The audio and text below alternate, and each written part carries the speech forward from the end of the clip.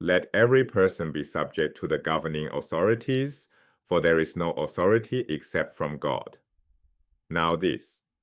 None of the rulers of this age understood this, for if they had, they would not have crucified the Lord of glory. The same person wrote both statements, the Apostle Paul.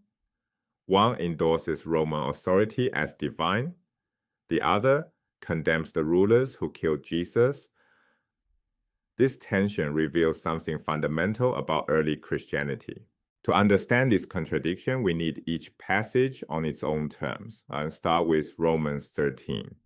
Paul writes to Christians living in Rome itself, likely in the mid-50s CE. His language is unambiguous. He calls governing authorities instituted by God. He calls the Roman governor God's servant twice. He tells believers that resisting these authorities means resisting what God himself has appointed. This is not a lukewarm endorsement. Paul makes a theological claim. Roman power exists because God wills it. The official who collects your taxes and enforces the law operates as God's agent. For context, the author of Revelation, writing perhaps 30 years later, called Rome Babylon and the Great Whore. Right? A satanic empire deserving total destruction. These two positions exist in the same New Testament. But before we reach that spectrum, we need Paul's other voice, the one that sounds nothing like Romans 13. In 1 Corinthians chapter 2, Paul writes that the rulers of this age crucified Jesus, and that these rulers are doomed to perish. Here's the critical historical fact. Crucifixion was a Roman punishment. Jewish capital punishment was stoning. Pontius Pilate, as representative of the Roman Senate and the emperor, ordered Jesus' execution. Paul knew this. Everyone in the ancient world knew this. So when Paul says the rulers of this age crucified the Lord of glory, the most natural reading points directly at Rome.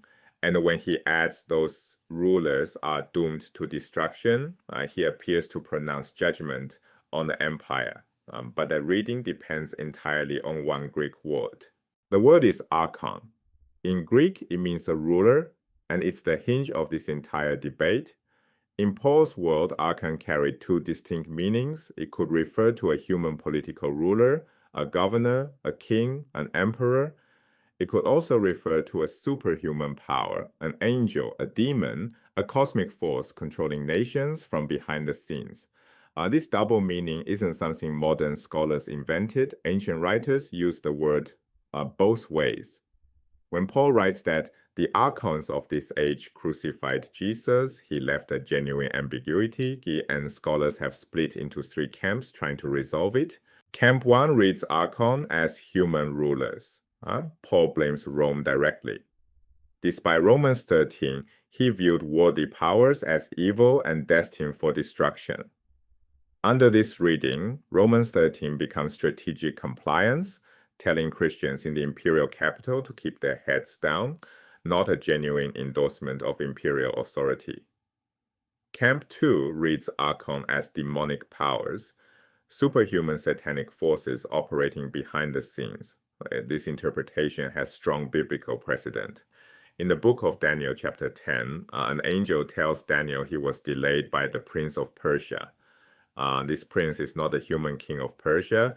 It's a supernatural being, an angelic or demonic power governing that nation from the heavenly realm. The technical term for this worldview is apocalyptic, the belief that cosmic powers control human history and God's decisive intervention is imminent.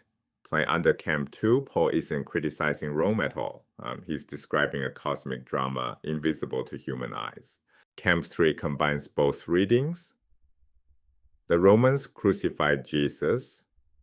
That's historical fact. But they did so because superhuman satanic forces controlled them. Human agency and the demonic agency overlap. Under this interpretation, Paul's view of Rome is deeply ambivalent. Rome is simultaneously God's servant, as Romans 13 claims, and a puppet of doomed cosmic forces, as 1 Corinthians suggests. The empire serves a temporary divine purpose while remaining entangled with powers destined for destruction.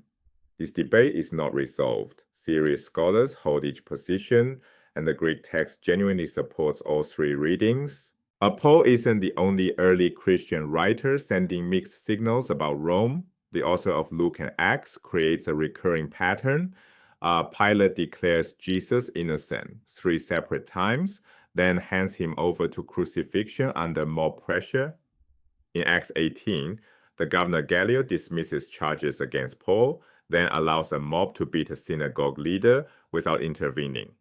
In Acts 26, Festus and Agrippa agree Paul could have been set free, yet he remains in custody, shipped to Rome in chains. Vindication in words, impotence in action. This looks like an apologetic, a formal defense of Christianity aimed at Roman readers, but those same officials come across as incompetent, unable to act on their own verdicts. The text supports both a pro-Roman and a sadly anti-Roman reading. Now let's zoom out. Paul and Luke aren't the only voices. Early Christian texts span a full political spectrum on Rome. At one extreme, the book of Revelation, fiercely anti-imperial. Rome is Babylon, the great whore, a satanic empire destined for fire. Moving inward, 1 Corinthians 2, the rulers of this age are doomed. But the word archōn keeps the target ambiguous. Luke Acts sits near the middle. Roman officials vindicate Christians verbally while failing to act. 2 Thessalonians gives Rome an instrumental but temporary divine role, a restraining force that will eventually be removed. At the other extreme, Romans 13. Submit to the authorities, for God himself instituted them. This entire range exists within the New Testament, written within a single generation. Early Christianity had no unified political theology, and the movement contained people who saw Rome as satanic and people who saw Rome as divinely appointed. Sometimes the same person. Paul expressed both views. This internal diversity is not a flaw in the evidence, it is the evidence. Any claim that the early church was political or the early church was apolitical flattens a genuinely complex, contradictory reality. The next time someone tells you what the Bible says about political authority, consider which part of the Bible they're citing, because the authors themselves did not agree.